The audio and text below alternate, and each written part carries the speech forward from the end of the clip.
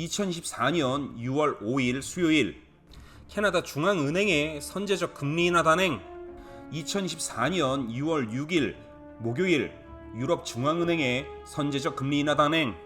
2024년 6월 12일 수요일 미 연준의 기준금리 동결. 2024년 6월 14일 금요일 일본은행의 기준금리 동결.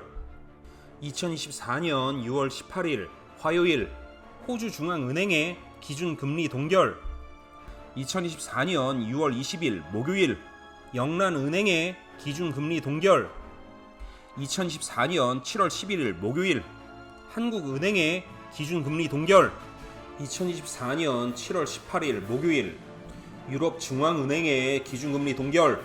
2024년 7월 24일 수요일 캐나다 중앙은행의 또 한 번의 선제적 금리 인하 단행. 바로 내일 2024년 7월 31일 수요일 미국 연방준비제도에서 기준금리를 발표합니다. 이 채널은 오로지 저 데이빗 킴의 주관적인 생각이며 음모와 거짓을 파헤치는 내용의 영상입니다. 시청자분들의 투자 판단에 영향을 주지 않으며 이로 인한 피해와 손해에 대해서 어떠한 책임을 지지 않습니다. 나고 할 줄 알았지? 주정부 라이센스를 가진 자의 언행에는 법적 책임이 따릅니다. 저로 인해 발생되는 시청자들의 피해와 손해는 1차적으로는 저에게 배상 책임이 있고 2차적으로는 제가 속한 브로커리지 회사에 있고 최종적으로는 주정부 라이센스를 발급한 주정부에 있습니다. 피해를 입으셨습니까? 손해를 보셨습니까? 피해자가 스스로 일어난다면 그 피해는 전부 다 배상받으실 수 있습니다.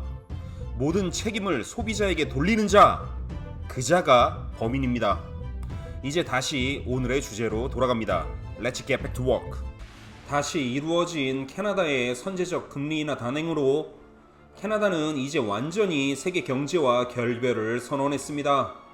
국내 경제가 완전히 박살이 난 상황이라 금리 인하 이외에는 쓸 수 있는 카드가 없는 상황입니다. 금리 인하 단행 후 부동산 거래는 잘 되고 있습니까?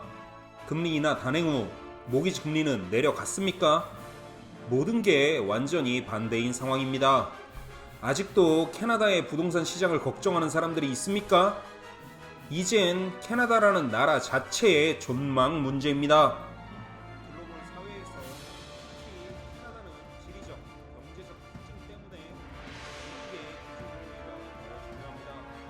만약 미국이 기준금리를 올린다면 캐나다의 경제가 살아날 수도 있습니다. 캐나다의 부동산 거래가 더 잘 될 수도 있습니다. 캐나다 모기지 금리가 내려갈 수도 있습니다. 다음 내일 2024년 7월 31일 수요일 미국 연방준비제도에서 기준금리를 발표합니다. 지금 현재 정부가 집단의 예상은 이번 7월에 미국이 기준금리를 동결할 것이라는 전망이 90% 이상입니다. 이번 7월에는 기준금리를 동결하고 9월에 금리를 인하할 확률이 90% 이상이라고 합니다. 하지만 빌 버들리 전 뉴욕 연방은행 총재는 6일 전 블룸버그의 기고문에서 연준이 이번 7월에 금리 인하를 해야 한다. 9월까지 기다리면 안 된다고 주장하였습니다. 빌 버들리 전 뉴욕 연방은행 총재는 대표적인 매파 인사로 금리 인상을 주장했던 사람입니다. 하지만 이제 자신의 생각을 바꿨고 이번 7월에 당장 기준금리 인하를 진행해야 한다고 주장합니다. 이 주장의 대표적인 근거는 바로 낮은 실업률 때문입니다. 현재 미국의 실업률이 낮기 때문에 당장의 금리 인하는 피해자는 의견이 지배적입니다. 하지만 오히려 예상보다 낮은 실업률이 지속되기 때문에 이것은 경제 사이클상 추세적으로 실업률이 올라가는 기조라고 분석하고 있습니다. 그렇다면 앞으로 미국의 경기 침체는 예상보다 더 빨리, 더 강하게 올 수 있다는 예상입니다. 현재 미국의 소비는 급격하게 둔화되고 있고 소비자 심리 지수도 급격히 감축되고 있습니다. 미국은 내수 소비가 미국 경제의 약 70%를 차지합니다.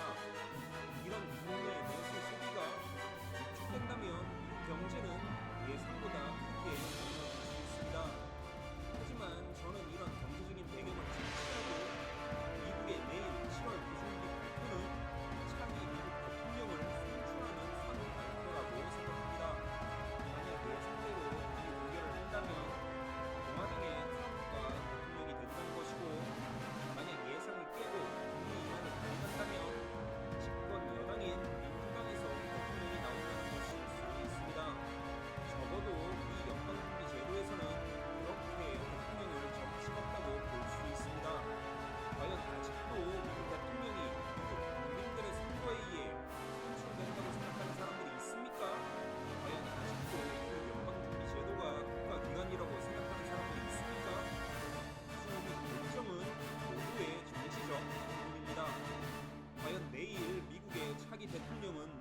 될까요? 오늘은 여기까지 하겠습니다. 끝입니다.